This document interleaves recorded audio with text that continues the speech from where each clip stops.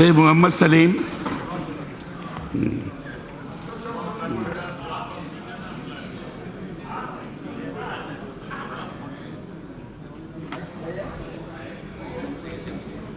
कितना minute sir, मैं शुरू करूं? माइक दिया जाए। हाँ, धन्यवाद।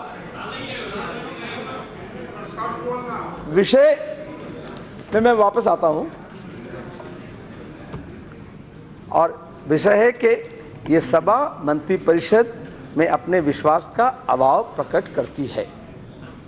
और सुबह से जब ये चर्चा शुरू हुई, ये अभाव और ज्यादा प्रकट हो गया।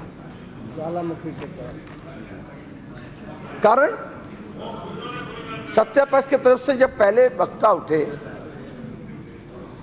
तो वो मध्य प्रदेश चले गए। अपने मंत्रिपरिषद के प्रति, यहाँ केंद्र मंत्रिपरिषद के प्रति जो अभाव प्रकट हो रहा है, उसको डिफेंड करने की जरूरत थी। मैं अभी गृह मंत्री जी राजनाथ सिंह जी हैं, उनका मैं कुशल कामना करता हूं। 2014 से 2018 4 साल की सरकार है। सरकार बनती है, उसके लिए आप एक मैनिफेस्टो निकाले थे और मैं आपका जिक्र इसलिए किया कि बाकी 3 जो तस्वीर थे वो मार्गदर्शक मंडली में चले गए। वाजपेयी जी, आडवाणी जी, मुरली मनोहर जोशी जी, और आपका नाम तीसरा नंबर में था। वो आप बरकरार हैं, बरकरार रहें, मैं ये कामना करता हूं। सरकार के पास कोई मार्ग दिख नहीं रहा है, क्योंकि सत्ता के जो पार्टी है उनके मार्गदर्शक मंडली को दिख नहीं रहा है। आखिर कोई मार्ग आपको सूझे तब ना आप मार्गदर्शक मंडली का बैठक बुलाएंगे। और कहीं ना कहीं दिशा इसलिए खो गया कि जो वायदे किए थे, ये आज का ये हमें ये प्रस्ताव है, उसमें सीधा सीधी सरकार से हम कुछ सवाल पूछना चाहते हैं। क्या हुआ तेरा वादा?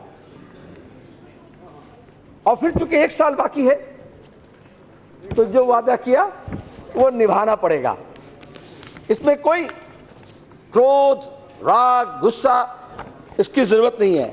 मैं मैनिफेस्टो के पूरा नहीं पढ़ रहा हूं, अगर शुरू ही करूं तो कालाधन के बारे में जो सेंटेंस था अंग्रेजी में लिखा था, पेज संख्या 5 में, the process of bringing black money to India, what belongs to India, will be put in motion on priority, motion and priority.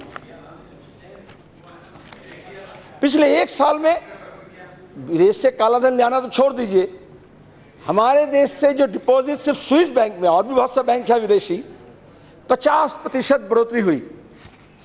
और जो सत्ताधारी लोग विरोधी पक्ष में ये कहते थे कि कालाधन विदेश में जा रहा है, अब वो कहते हैं जो विदेश में गया वो सादा है और देश में जो है वो काला है, इसलिए नोटबंदी किए, इसलिए कह के सबको रुपए जमा देना पड़ेगा। तो ये आप स्वदेशी लोग विदेशी बंधु हो गए। पहले आप कहते थे भारत से भागा हुआ भारतीय, भा भा भा। अभी आप कानून ले आ रहे हैं 4 साल बाद, जो आर्थिक अपराधी भगौड़ा है, कल ही जिक्र हुआ, उसके बारे में कुछ सोचा जाए। तो आप, मैं इसलिए दिशा की बात कर रहा हूं कि जो आप वादा किए थे लोगों को, साल में 2 करोड़ बेरोजगार को नौकरी देंगे, और आप कभी स्टैटिस्टिक्स ब्यूरो जो है लेबर का, वो कह रहा है कि टाइट है फिश। अजीब मंशा है, आप विज्ञापन देते हैं, पब्लिसिटी इवेंट बनाते हैं, डिजिटल इंडिया, और प्रधानमंत्री कहते हैं हमने नौकरी दिए हैं लेकिन हमारे पास आंकड़ा इकट्ठा नहीं हुआ है। वित्त मंत्री कहते हैं कालाधन मिला है लेकिन आंकड़ा अभी तक नहीं मिला। नोटबंदी किए हैं, कितने नोट जमा हुआ, कितने नोट इशू किया, हमारे पास आंकड़ा नहीं है। रेफर डील हुआ लेकिन बोलेंगे। तो डिजिटल इंडिया का मतलब है सिर्फ मन की बात नहीं, सिर्फ वीडियो कॉन्फ्रेंसिंग नहीं, हम सॉफ्टवेयर में वर्ल्ड पावर पे को कहलाते हैं। आप डिजिटल इंडिया के विज्ञापन दे रहे हो, जियो जियो करके पुकार रहे हो, नोटबंदी के समय कह रहे हो कि सब कुछ कैशलेस होगा, और नोटबंदी से पहले जितने 1000 करोड़ लाख करोड़ रुपए बाजार में थे, आज उससे ज्यादा आपने दिया। तो उस वक्त अखबार में भी कुछ निकल रहा था, आप भी बोल रहे थे ये पान दुकान, हमारे यहाँ का कॉफी शॉप, पार्लियामेंट का सब डिजिटल हो गया, अब सब एक मशीन आ गया था उसमें ट्रांसफर हो रहा है, और फलाना गांव डिजिटल हो गया, अब वहां कैशलेस हो गया। तो आपको बोलना चाहिए कि आखिर हम 3 साल में 4 साल में क्या प्रगति किए। अभी वर्ल्ड कप हुआ ना, और अभी एक हमारे भारत के बड़े मैगजीन में फर्स्ट पेज में प्रधानमंत्री जी को दिखाया वो गोल स्कोर कर रहे हैं। मैं फ्रांस लेकर के वर्ल्ड कप की बात कर रहा हूं, राफेल की बात अभी नहीं कर रहा हूं। आप भाषण दे रहे हो, इतने गोल हुआ, इतने गोल हुआ, क्योंकि आप सबको प्लेयर की हैसियत से मैदान में नहीं उतारा गया, सबके हाथ में गोल पोस्ट थमा दिया गया है, और जिधर प्रधानमंत्री जी शॉट मारेंगे वहां ले जाकर गोल पोस्ट बैठा दो और कहो कि ये देखो, जब सर्जिकल स्ट्राइक हो रहा तो बोले ये देखो, खत्म कर दिया हमने, विदेश को एकदम सबक सिखा दिए। जब नोटबंदी हुआ बोले काला धन खत्म, फर्जी नोट खत्म, भ्रष्टाचार खत्म। तो आपके हाथ में तो वो डंडा ठहरा दिया गया है और कहा गया जैसे बचपन में खेलते थे ना, पूरा बार पोस्ट नहीं होता था, कोई ईंटा रखकर कोई कपड़ा रख करके पोस्ट बना लेते थे। आपकी हालत ये हो गई, हमारे जो भाजपा के सांसद हैं, और यही सबसे बड़ा परेशानी है।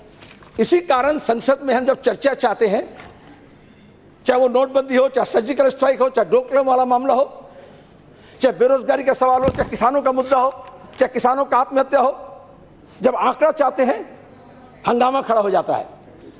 और आज सुबह हमने देखा जब ये आस्था वाला हम प्रस्ताव पिछले 2 सत्र से चाह रहे थे, जब हम कार्य स्थगन प्रस्ताव कर रहे थे तो क्या कारण था, बाधा कहां से आ रही, एडजॉर्नमेंट किस लिए हो गया? क्योंकि आपको अगर आंकड़ा आपके पास है, आप उसको सामने ले आकर रखेंगे। हाथ चंदन को आरसी किया, और इसलिए हम चाह रहे थे कि इसमें सीधा सीधी दूध का दूध और पानी का पानी हो। सबसे पहली बात तो ये सरकार ये कहती है कि 70 साल में जो नहीं हुआ वो हम कर दिखाएं। दूसरे क्षण में कहते सही है, दूसरे क्षण में कहते हैं कि 70 साल में देश बर्बाद हो गया। तो 70 साल में जितना सत्यानाश और बर्बादी हुआ आपने वो 4 साल में करके दिखा दिया। आप कहते हैं 70 साल में कुछ नहीं हुआ, 40 साल में और 48 साल में कांग्रेस के जमाने में कुछ नहीं हुआ, विरोधी के जमाने में नहीं हुआ, और फिर कहते हैं जो वो किया हम 4 साल में कर दिए। तो वो अगर सत्यानाश के रास्ते पर ले जा रहे थे, हम उनके लिए ब्रीफ नहीं पकड़े हैं, तो आप सत्यानाश के रास्ते से देश को वापस करते। आप तो उसी रास्ते पर चल रहे हो, और इसलिए उदाहरण करते हो जब भी तर्क होता है तो कहते आपने भ्रष्टाचार किया, बोले नहीं आपके जमाने में भ्रष्टाचार हुआ, हमने आपने हवाई जहाज के खरीदने में किया, तो बोले देखो आपने इतने कीमत में किया था, हमने इतने कीमत में किया था। इससे एक तो अच्छा होता है, हम जैसे आम जन को कुछ बात मालूम हो जाती है, सच्चाई।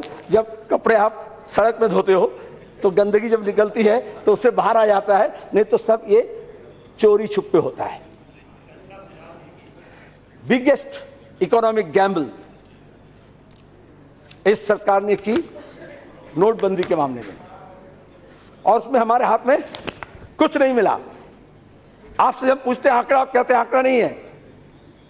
जो पब्लिक के पास जो करेंसी थी 18,578 बिलियन मई महीना 2018 में है, और नोटबंदी से पहले नवंबर में 2016 में 17,564 बिलियन थी।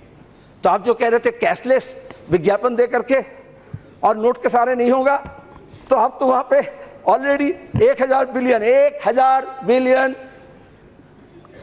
के करेंसी आप बाजार में बढ़ा दिए। तो फिर आप घोषित कुछ कर रहे हो और कर रहे हो कुछ, मुंह में कुछ, घोषणा में कुछ, विज्ञापन में कुछ और हकीकत में कुछ। इसी वजह है आपको तो विज्ञापन देख करके, पीआईबी के हैंड नोट देख करके आप समझे कि देखो हम ये कर दिए, हम वो कर दिए, और हकीकत का सामना करने के लिए आपको किसानों के पास जाना पड़ेगा। उसके लिए महाराष्ट्र के किसान जब वो पैर से खून निकल रहा है और सैकड़ों किलोमीटर चल रहे हैं, वो आप आंख मूंद करके मत देखो। लेकिन किसान तो आपके क्षेत्र में भी हैं। किसान की आमदनी की क्या हालत है, जो खेतियार मजदूर है उनकी क्या हालत है। आज मैकेनाइजेशन के लिए सिंचाई के अभाव से हो, कुदरती आफत से हो, सारा साल का जो काम है वो कम रहा है। अधिकतर लोग जो खेती में काम करते हैं, जमीन अपना नहीं है, तो उनको फिर कहीं इनफॉर्मल सेक्टर में जाके काम करना पड़ता है, मजदूरी करना पड़ता है। और ये जीएसटी और नोटबंदी से सबसे ज्यादा परेशानी उस क्षेत्र की हुई है। आप पुराने विज्ञ हैं, आपका अनुभव है, आप खुद इस सरकार में स्मॉल मीडियम स्केल के इंडस्ट्री संभाले हैं। अध्यक्ष महोदय, आपको मालूम होगा कि उस जो माइग्रेंट लेबरर्स है उनकी क्या स्थिति हो रही है। 2008 से 2014 मनरेगा के कारण हो और भी कोई कारण हो, 2004 से 2014 में इन मजदूरों का कुछ बढ़ोतरी हुई थी आमदनी में, और 14 से 18 तक इनके आमदनी में कोई इजाफा नहीं हुआ। गुर्बत बढ़ी, महंगाई बढ़ रही है, हो सकता है जितने तेजी से बढ़े उतने नहीं, लेकिन वो जो इस्तेमाल करते हैं वो सामान ज्यादा बड़ा है, उसकी कीमत ज्यादा बड़ा है। जो खाने का है, जो पहनने का है, जो दवाई का है, जो शिक्षा का है, वो महंगा हो रहा है। आप खुश हो सकते हैं कि जियो मॉडल का सेंटर ऑफ एमिनेंस बनेगा, उसके सरकार कहती है बहुत इंप्रेसिव प्रेजेंटेशन है इसलिए 1000 करोड़ रुपया दे देंगे। हम एक स्कूल बनाते हैं तो आपको अपने क्षेत्र में आपको जमीन दिखाना पड़ता है, बिल्डिंग दिखाना पड़ता है, टीचर दिखाना पड़ता है, तब उसकी मान्यता मिलती है।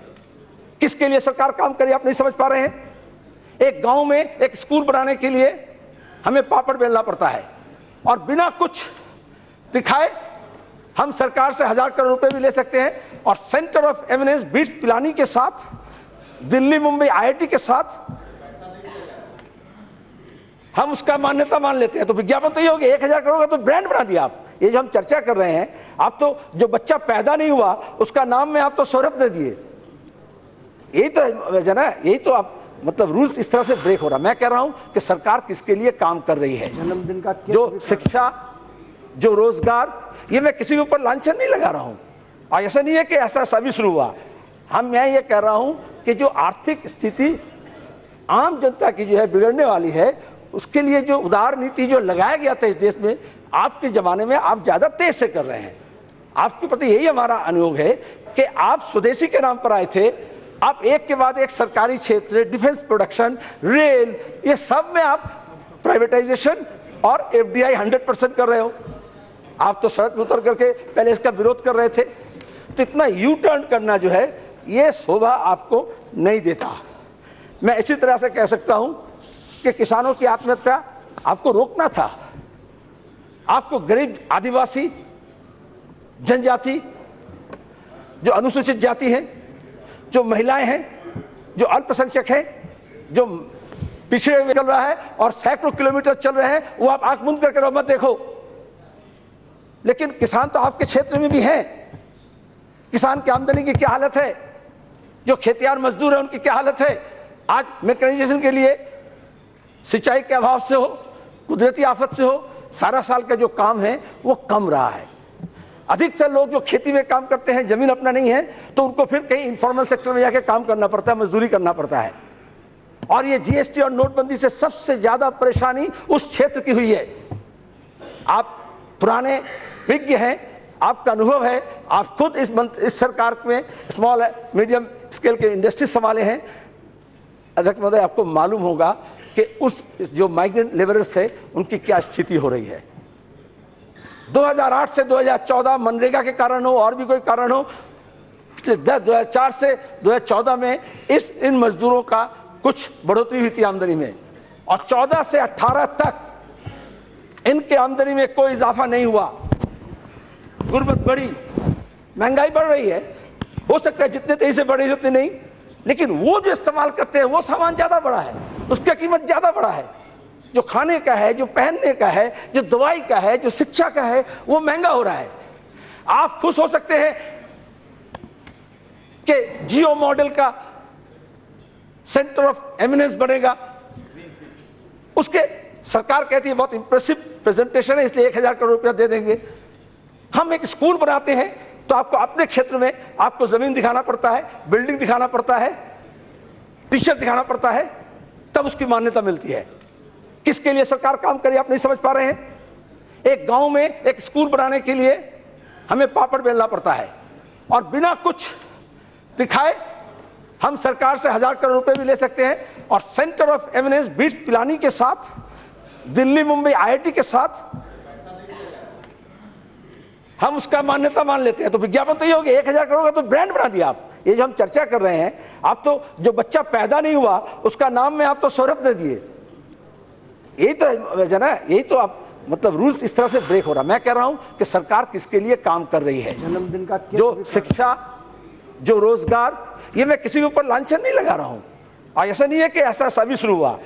मैं ये कह रहा हूं कि जो आर्थिक स्थिति आम जनता की जो है बिगड़ने वाली है, उसके लिए जो उदार नीति जो लगाया गया था इस देश में, आपके जमाने में आप ज्यादा तेज से कर रहे हैं। आपके प्रति यही हमारा अनुरोध है कि आप स्वदेशी के नाम पर आए थे, आप एक के बाद एक सरकारी क्षेत्र, डिफेंस प्रोडक्शन, रेल, ये सब में आप प्राइवेटाइजेशन और एफडीआई 100% कर रहे हो। आप तो सड़क उतर करके पहले इसका विरोध कर रहे थे। तो इतना यू टर्न करना जो है, ये शोभा आपको नहीं देता। मैं इसी तरह से कह सकता हूं कि किसानों की आत्महत्या आपको रोकना था। आपको गरीब, आदिवासी, जनजाति, जो अनुसूचित जाति है, जो महिलाएं हैं, जो अल्पसंख्यक हैं, जो पिछड़े हुए हैं, जो दबे कुचले हैं, जो अंतिम पंक्ति के जो लोग हैं, उनकी सुरक्षा आर्थिक हो, सामाजिक हो। आज वो तमाम जो सुरक्षा, यहां तक के जो बूढ़े लोग हैं, रिटायर्ड, जिनका पेंशन का मामला है, वो भी आज आप ऐसे नीति बदल दिए, कंट्रीब्यूटरी कर दिए कि उससे आप लोगों को बाहर कर रहे हो या उसका कुछ बढ़ोतरी नहीं हो रहा है। हमारे एक लाइफ एक्सपेक्टेंसी बढ़ रही है, एक्सपेक्टेंसी, लेकिन उसके जिंदगी को संभालने के लिए, चलाने के लिए जो जरूरत है, उसके तरफ आपका ध्यान नहीं जा रहा है। आप क्या कर रहे हो उसके बजाय? जो 1% लोगों के पास इंक्रीमेंटल 73% जो वेल्थ क्रिएट हुआ हमारे देश में, संपदा, वो 1% के पास जा रहा है। और आप उस 1% को बचाने के लिए बाकी 99% को बोल रहे हो तुम्हारा दुश्मन ये है, तुम्हारा दुश्मन वो है, ये तुम्हारे जैसा नहीं खाता, वो तुम्हारे जैसा बोली नहीं बोलता, वो तुम्हारे जैसा भाषा नहीं बोलता, वो तुम्हारे जैसा पहनता नहीं है, वो तुम्हारे जैसा इबादत नहीं करता, वो तुम्हारे जैसा मंदिर में हो या गिरजा में हो, मस्जिदों में नहीं जाता, तो एक दूसरे का दुश्मन है। ये कौन सा राष्ट्रवाद आप सिखा रहे हैं? राष्ट्रवाद का पहला पहचान, देश प्रेम का पहला पहचान है। आजादी की लड़ाई के समय हमने देखा है कि जो एकता की बात करेगा वो देश प्रेमी है, और जो एकता को तोड़ने का ताकत करेगा वो देशद्रोही है। आप जवाहरलाल नेहरू विश्वविद्यालय, हैदराबाद यूनिवर्सिटी में, अलीगढ़ मुस्लिम यूनिवर्सिटी में, दिल्ली यूनिवर्सिटी में, आप कह रहे हो तो ढूंढना पड़ेगा कि कौन देशद्रोही है, राष्ट्रद्रोही है। आपको राष्ट्रद्रोही देखने नहीं मिलता। आतंकवाद का हमला बढ़ रहा है, सीमा में जवान मर रहे हैं। आप कश्मीर में पीडीपी का सरकार बनाए, आप कुछ काम की बात कर रहे हैं, सुन लो। सलीम साहब बोलो सलीम भाई, बोलो बोलो बोलो बोलिए बोलिए, समाप्त करें। हमने होती नहीं, बोलते रहो आप। मैं गंगा जी प्लीज बैठ जाओ। आप बोलिए ना, कुछ बातें आपके समझ से परे हैं, आप उसको मत समझने की कोशिश करो। बैठ जाओ, बोलिए बोलिए सर। बात सीधा है, उन्हें घमंड है, आप बोलिए। उन्हें घमंड है सत्ता की अपनी, लेकिन तुम खड़े रहना, लेकिन तुम खड़े रहना। वो फर्जी मुद्दे लाते रहेंगे पर हम असली मुद्दे पर अड़े रहेंगे, ये भी हमारा फैसला है। आप आज जो असुरक्षा, शर्म आपको नहीं लगता? हमें लगता है। जब विदेशी मैगजीन में ये कहा जाता है, इधर बोलिए, प्लीज उनका उत्तर न दें। हमारे देश में औरतें सबसे ज्यादा असुरक्षित है, इसमें हमारे परेशानी हमें बढ़ता है, आपको नहीं बढ़ता है। महिला के सुरक्षा, जो समाज, जो राजनीति, जो डेमोक्रेसी, जो मुल्क चाहे विश्व का कहीं भी हो, अपने महिलाओं को सुरक्षित नहीं रख सकता, अपने अल्पसंख्यक को सुरक्षित नहीं रख सकता, अपने दलितों को सुरक्षा नहीं रखता, उसे सब पे कहलाने का हक नहीं है, उसको राज करने का हक नहीं है। आप कश्मीर का मामला कहते ही आप भड़क गए। आप कश्मीर के पंडितों को वहां ले जाएंगे ये वादा करके चुनाव जीते थे, और पंडितों को भूल गए, महबूबा मुफ्ती से सरकार बना लिए, और अभी आप खुद अब चुनाव से पहले फिर एक वोल्ट और उधर से इधर आ गए, अब दोषारोप आप उनको कर रहे हैं। इस तरह से आप त्रिपुरा से लेकर कश्मीर तक अलगाववादी तत्व, देश विरोधी तत्व, लोकतंत्र विरोधी तत्व को अपने राजनीतिक हित और स्वार्थ के लिए आपने बढ़ावा दिया है। समाप्त करें, 4 साल में समाप्त करें। जो असल प्रस्ताव था, पहला प्रस्तावक पहला प्रस्तावक आंध्र प्रदेश के सवाल पर ये बात कहे, आप यहाँ और बात ना मैं करें उसका ज़्यादा ठीक। समर्थन करता हूँ स्पेशल कैटेगरी स्टेट के बारे में, क्योंकि जो वादा के बारे में कहे आप वादा खिलाफी कर रहे हो। जो वादा किया गया था वो कहे 4 साल लग गया उनको धोखा खाने में और समझने में। टीडीपी आपके साथ थे, इस देश के लोग 4 साल पहले समझ चुके थे कि बहुत बड़ा जुमलाबाज के हाथ में पड़ गए, जादूगर के हाथ में पड़ गए।